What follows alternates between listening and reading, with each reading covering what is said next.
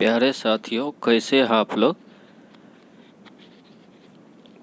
चलिए आज चलते हैं। हमने सीटेट का मैथ का लेक्चर 1-2 डिस्कस किया है, नंबर सिस्टम का, और ये लेक्चर तीसरा लेकर आया हूँ। इसमें हम लोग बात करेंगे संख्याओं के प्रकार के बारे में कि संख्या कितने तरीके का होता है, कितने तरह का होता है, और इसको जानेंगे। इसके बारे में आप जानते भी होंगे, फिर भी एक बार रिव्यू कर लेते हैं। अगर नहीं जानते हैं तो आप इसको नोट भी कर सकते हैं। तो चलिए देखते हैं। तो संख्याओं के प्रकार में पहला है प्राकृतिक संख्या, या इसको हम लोग धन पूर्णांक भी कहते हैं, नेचुरल नंबर। तो जिन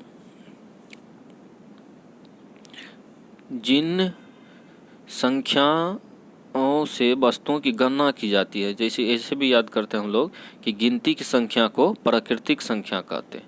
यानी जो गिनने में हम लोग यूज करते हैं 1 2 3 4 5, ये सब इसे हम लोग क्या कहते हैं, प्राकृतिक संख्या कहते हैं।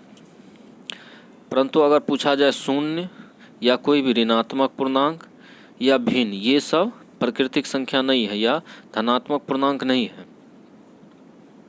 दूसरा है पूर्ण संख्या, होल नंबर। यदि प्राकृतिक संख्या या धन पूर्णांक में शून्य को सम्मिलित कर दिया जाए, ये जो पहला ग्रुप है, अगर इसमें शून्य सम्मिलित कर दिया जाए तो जो नया ग्रुप बनेगा, जो नया समूह बनेगा, उसे हम लोग क्या कहते हैं, पूर्ण संख्या कहते हैं। तो वही कहा गया कि यदि प्राकृतिक या धन पूर्णांक संख्या में शून्य को भी सम्मिलित कर लिया जाए तो प्राप्त संख्याएं पूर्ण संख्या कहलाती है, जैसे 0 1 2 3 इत्यादि। परंतु चाहे वो निगेटिव नंबर हो या पूर्णांक हो तो वो पूर्ण संख्या नहीं होती है। अगला है तीसरा पूर्णांक। तो वे संख्या चाहे वे धनात्मक हो या ऋणात्मक हो एवं शून्य, यानी धनात्मक, ऋणात्मक और शून्य, ये तीनों से जो समूह बनेगा उसे हम लोग पूर्णांक कहते हैं। चौथा है परिमेय संख्या। तो परिमेय संख्या जिसे हम लोग p/q के रूप में लिखा जा सकते हैं, यानी वे संख्याएं जिसे p/q के रूप में लिख सकते हैं। और ये इसका कंडीशन याद रखना है कि pq पूर्णांक होना चाहिए और q शून्य नहीं होना चाहिए। यानी कोई भी भिन्न अगर हम लोग लिखते हैं तो वो अंश बाय हर के रूप में लिखते हैं। तो q कहने का अर्थ है कि हर जो है शून्य नहीं होना चाहिए, यानी नीचे वाला शून्य नहीं होना चाहिए। जैसे शून्य है यहाँ, तो शून्य के नीचे में क्या है, 1 है, नहीं कुछ है तो नीचे में आप जानते होंगे, कोई भी अगर शून्य लिखा हुआ है नीचे में 1 है तो नीचे वाला शून्य नहीं होना चाहिए। ऊपर शून्य हो सकता है क्योंकि शून्य तो एक पूर्णांक है, 1/6 है, -7/8 है, 6 है। तो ये सारी क्या है, परिमेय संख्याएं। अपरिमेय संख्या पांचवा है। तो वे संख्याएं जिसे p/q के रूप में नहीं लिख सकते हैं अपरिमेय संख्या कहलाती है। जहाँ p/q दोनों पूर्णांक हो परंतु q शून्य नहीं हो, वही बात है। जैसे इसको इस फॉर्म में याद रखना है, √5, √11, √13 आदि, ये सब क्या है, अपरिमेय संख्या। अगला है छठा वास्तविक संख्या, रियल नंबर।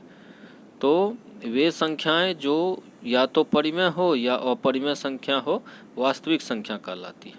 यानी 4 और 5 जो परिमेय और अपरिमेय, ये दोनों को एक साथ एक समूह मिला दीजिए तो वो क्या होगा, वास्तविक संख्या होगा। जैसे -11/17, यानी 11/17, 19/21, -7/8, ये सब क्या है, परिमेय। और √7 ये अपरिमेय है। तो ये दोनों समूह एक साथ मिलेगा तो ये क्या बनेगा, वास्तविक संख्या। अगला है सम संख्या, इवन नंबर। तो वे संख्याएं जो 2 से पूर्णतः विभाजित हो, कहने का अर्थ है वैसी संख्या जिसमें 2 से पूर्णतः भाग लगना चाहिए। जैसे 2 में 2 से भाग देंगे तो 2 × 2, 8 में देंगे 2 चौका 8, 14 में 2 7 14, 28 में देंगे तो 14 बार में 14 दूनी 28। तो ये सब क्या होगी, सम संख्या होगी। अगर इसमें पूछा जाए कि बताइए शून्य क्या है, सम है या विषम, तो आप अगर शून्य में भाग दीजिएगा 2 से तो 0 बार में लगेगा, क्योंकि 2 × 0 0 होगा। इसलिए क्या है, शून्य भी सम संख्या है। अगला है विषम संख्या। तो जिसमें 2 से पूर्णतः भाग नहीं लगे वो क्या होगा? विषम संख्या होगा। जैसे है 1, 3, 5, 7 इत्यादि। भाज्य संख्या क्या होता है? Composite number. वे संख्याएं जो स्वयं और एक के अतिरिक्त किसी अन्य संख्या से पूरी विभाजित हो। इसको दूसरी भाषा में ये भी कर सकते हैं कि ऐसी संख्या जिसका 3 गुणनखंड हो, यानी कम से कम वह 3 संख्या से भाग लगना चाहिए। जैसे 1 है तो 1 में केवल 1 से भाग लगेगा, 2 है तो इसमें 1 से लगेगा और 2 से लगेगा, 3 है तो 3 में 1 से लगेगा और 3 से लगेगा, वही 4 है तो 1 से लगेगा, 2 से लगेगा, 4 से लगेगा। तो कहने का अर्थ है कि कम से कम 3 संख्या से विभाजित होना चाहिए, तो ही वो क्या होगा? भाज्य होगा, अदरवाइज अभाज्य होगा। तो यहाँ 4 भाज्य है, और बताएंगे अभाज्य के बारे में। 1 नहीं है अभाज्य संख्या, 2, 3 अभाज्य संख्या। तो वही यहाँ से हम लोग समझ पाए हैं कि भाज्य संख्या क्या होता है कि जिसका कम से कम 3 संख्या से, वैसी संख्या जिसमें कम से कम 3 संख्या से भाग लगना चाहिए। जैसे 4 है, इसमें लग रहा है 1 से, 2 से, 4 से। 9 में लग रहा है 1 से, 3 से और 9 से। 15 में लग रहा है 1 से, 3 से, 5 से और 15 से। तो ये सब क्या है? भाज्य संख्या। अभाज्य संख्या का ये होता है कि जो संख्या केवल एवं केवल, यानी जो मात्र 2 ही संख्या से विभाजित होना चाहिए। जैसे कोई भी संख्या 2 है तो ये ना ही ज़्यादा ना ही कम, मतलब 2 संख्या से ही, 2 कहने का अर्थ है एक से, और ये जो दिया हुआ संख्या उससे स्वयं से विभाजित होना चाहिए। जैसे 2 है, 3 है तो 1 और 3 से विभाजित होगा। लेकिन यही पूछा जाए कि बताइए कि 1 क्या है? अभाज्य है या भाज्य है या और कुछ है? तो हमने अभी कहा कि अभाज्य संख्या वे है जिसका कम से कम 2 गुणनखंड हो, कम से कम नहीं, यानी केवल 2 गुणनखंड ही हो, यानी 2 से ना ही कम हो ना ही ज़्यादा हो। तो 1 का एक ही गुणनखंड है 1, इसके अलावा कोई है ही नहीं। तो इसलिए 1 क्या होगा? अभाज्य संख्या नहीं होगा। अभाज्य संख्या का अर्थ यही कहना है कि अभाज्य संख्या वे संख्या होती है जिसका केवल 2 गुणनखंड हो, 1 और स्वयं। तो यहाँ से हम लोग देखते हैं वे संख्या जो 1 और स्वयं के अतिरिक्त किसी अन्य संख्या से विभाजित न हो। कहने का अर्थ वही है कि उसमें केवल 1 और स्वयं मतलब जैसे 2 है तो 2, 5 है तो 5, इसी से भाग लगना चाहिए। ये क्या होगा? अभाज्य संख्या होगा।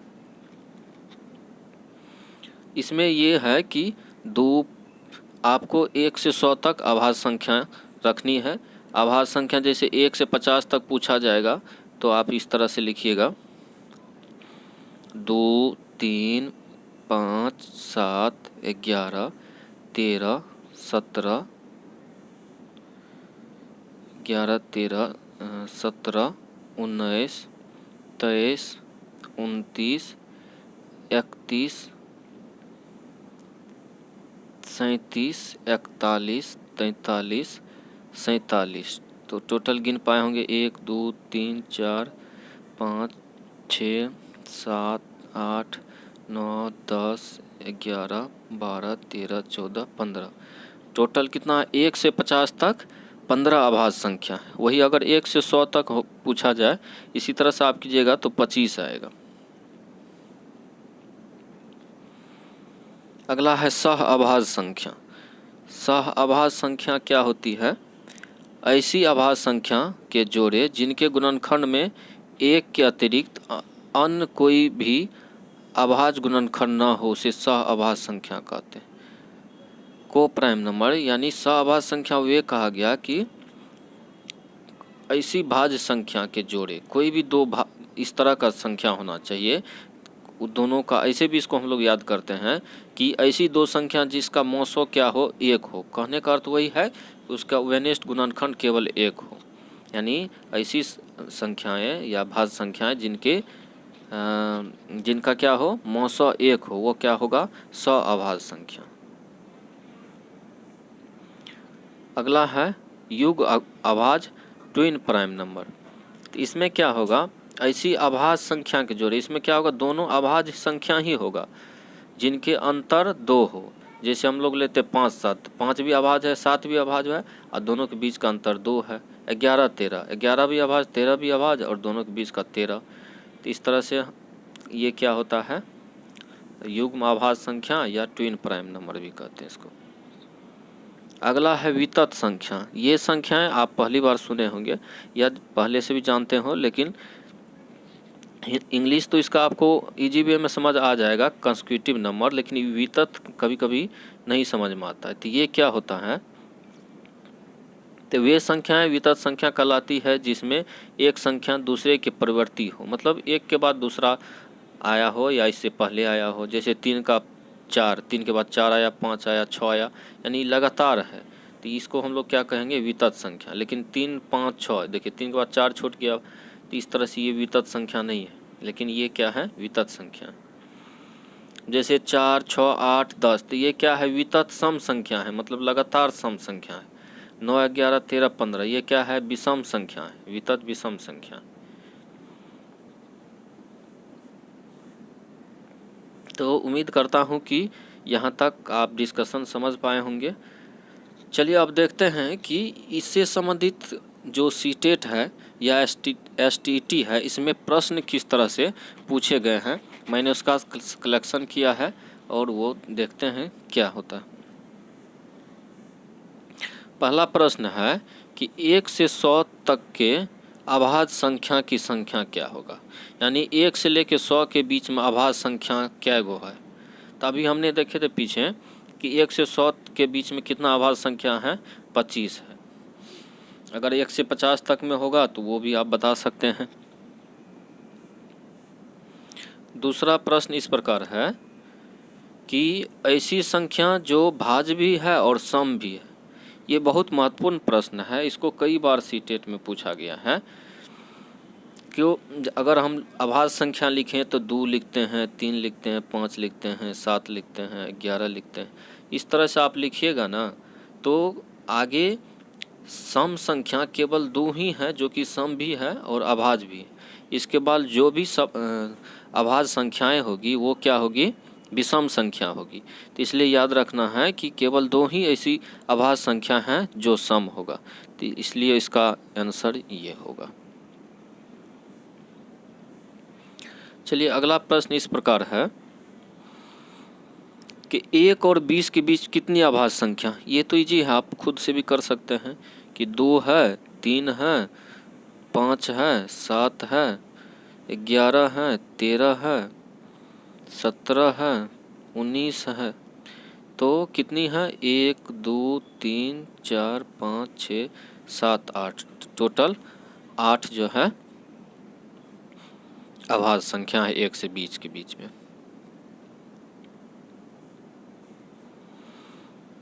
चौथा प्रश्न इस प्रकार है, वह संख्या जो न तो अभाज्य है न ही वह संख्या जो न तो भाज्य है न ही अभाज्य है, निम्न में से कौन है। यानी जो नीचे दी गई संख्या है इसमें कौन ऐसा है जो न तो भाज्य है न अभाज्य है। तो 2 तो देखें अभाज्य है, 9 भाज्य है, 15 भाज्य है। अभी हमने देखा था कि 1 क्या है, 1 जो है न ही भाज्य है न ही अभाज्य है। तो ऑप्शन क्या होगा इसका, बी सही होगा। अगला प्रश्न इस प्रकार है कि निम्नलिखित में कौन सा जोड़ा अभाज्य यानी को प्राइम नंबर है। को प्राइम हम लोग क्या देखे थे कि जिन 2 संख्या का क्या हो मौसा 1 हो वो क्या होगा, को प्राइम नंबर होगा। तो आप निकालिएगा तो 9 12 का मौसा 3 होगा, 8 18 का 2 होगा, 15 25 का 5 हो जाएगा। लेकिन वही 9 16 का निकालिएगा तो ये क्या होगा, 1 का आएगा।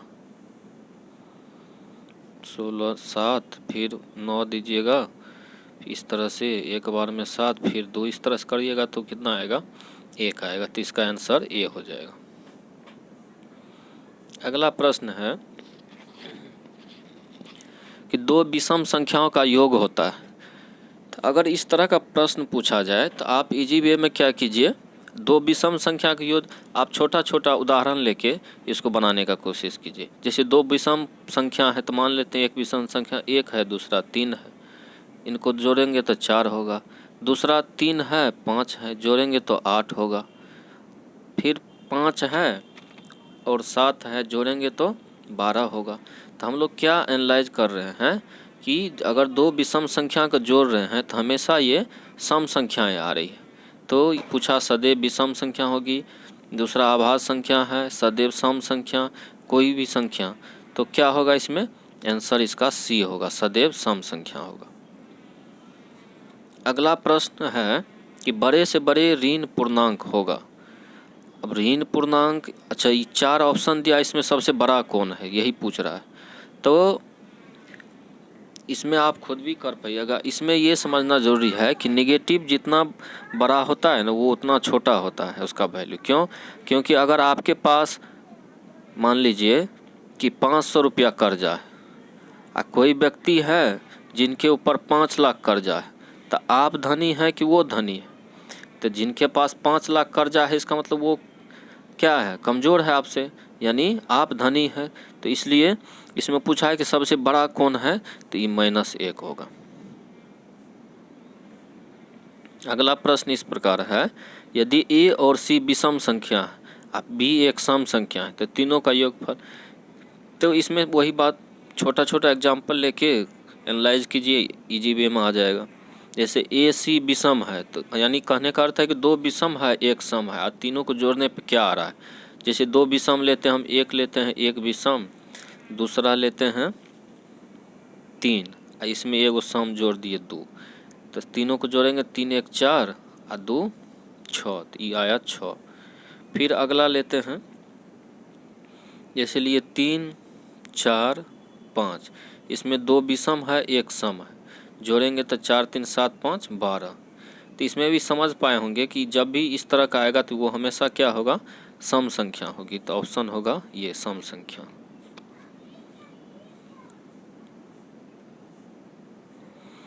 अगला प्रश्न है कि शून्य है एक, शून्य क्या है, धनात्मक संख्या है, ऋणात्मक है, या न तो धनात्मक है न ही ऋणात्मक है।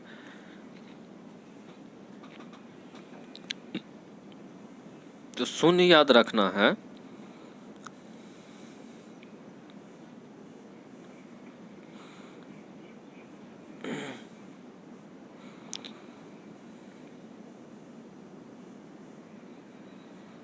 शून्य जो है, अगर देखिए शून्य से जो ही बड़ा हुआ तो ये धनात्मक हुआ, अगर शून्य से कम हुआ तो ये ऋणात्मक है। तो भाई शून्य क्या है, तो शून्य को याद रखिएगा, शून्य ना हो तो धनात्मक है ना ही ऋणात्मक है, केवल क्या है एक पूर्णांक है। शून्य ना तो धनात्मक है ना ही ऋणात्मक है, केवल क्या है एक पूर्णांक है। तो इसका क्या होगा सही, ऑप्शन सी सही होगा, ना ही धनात्मक है ना ही ऋणात्मक है। अगला प्रश्न इस प्रकार है, सबसे छोटी पूर्णांक क्या होगा। अब सबसे छोटी पूर्णांक पूछा, अगर नंबर लाइन पे इस तरह से आप पूर्णांक लिखिएगा 0 1 2 इस तरह से -1 -2, तो इस तरह से आप करते जाइएगा, सबसे छोटी निर्धारित करना मुश्किल है, इसलिए ऑप्शन क्या होगा, ए होगा, निर्धारित नहीं की जा सकती। अगला प्रश्न इस प्रकार है, यदि एक अभाज्य संख्या को शून्य से विभाजित किया जाए तो भागफल होगा। अगर शून्य से, तो किसी भी कोई भी संख्या अगर आप उसको शून्य से भाग दे रहे हैं, मान लीजिए 2 है, इसको शून्य से भाग दे रहे हैं, तो जैसे इसको समझने के लिए, जैसे 4 में 2 से भाग दे रहे हैं तो 2 दूनी 4, ये दोनों को गुना करने पे क्या आ रहा है, ये बीच वाला आ रहा है, तो 2 दूनी 4 हो रहा है। तो इसी तरह से अगर शून्य में भाग देना है, शून्य में भाग देना नहीं, यदि एक अभाज्य संख्या, हाँ अभाज्य संख्या शून्य, अभाज्य कोई भी अभाज्य मान लिए 2 है, इसको शून्य से भाग दीजिए, तो आप 0 में या कितना बार में लगाइएगा कि 2 आएगा, क्या होगा। अगर 0 बार में लगाते हैं तो 0 होगा, अगर 1 बार में लगा रहे हैं तब भी 0 होगा, 2 बार में लगा रहे हैं तब भी 0 होगा, 0 गुना 2 0 गुना 2 क्या होगा, 0 होगा। तो इस तरह से हम करते जाएंगे, कभी आने वाला नहीं है, तो इसलिए इसको हम लोग कहते हैं ये क्या है, अपरिभाषित है, ऑप्शन डी होगा। यानी एक अभाज्य संख्या को शून्य से विभाजित किया जाए तो क्या होगा, अपरिभाषित होगा। यानी कहने का अर्थ ही है कि अगर कोई भी नंबर है, अगर उसको शून्य से भाग दे रहे हैं तो ये अपरिभाषित होता है। इसको कभी कभी हम लोग ऐसे, ये चिन्ह है इंडिफिनिट का, इसको व्यक्त करते हैं। अगला है यदि शून्य को किसी पूर्णांक से विभाजित किया जाए तो भागफल होगा। अगर शून्य को विभाजित करना है, मान लीजिए 0 का भाग देना है 2 से, तो अब ऐसा संख्या इसमें रखना है कि ये दोनों को गुना करने पे बीच वाला आना चाहिए। तो 2 गुना 0 0 हो जाएगा। क्यों?